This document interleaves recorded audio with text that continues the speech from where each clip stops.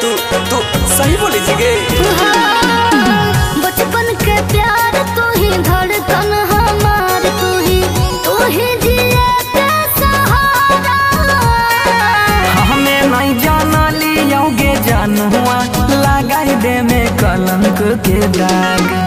हमें नहीं जाना लियोगे जानहुआ लगाई दे में कलंक के दाग। डोली चावला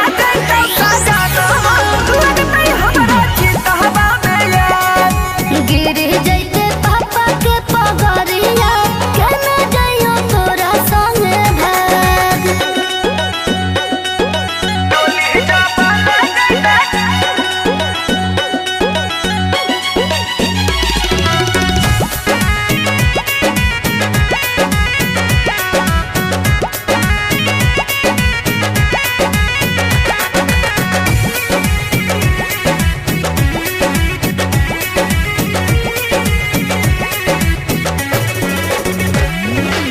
हरदम याद तोहर रही तो मजनुआ, केना भूलैबा सूरतिया।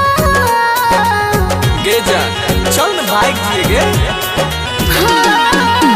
हरदम याद तोहर रही तो मजनुआ, केना भूलैबा सूरतिया। कहबा ना कलम से विधाता लिखी दलकै बनसी के भाग। कहबा ना कलम से विधाता लिखी दलकै सरहबन के भाग। ए तोहने ते दुआ तेरे छोड़ा, बनल रहे हमरो सुहाग। डोली चावला देता सजाना लगतै हमरा चितहबा में यार। जो गे जान जो, तोरा आजाद कर दिलियो अपना दिल से जो।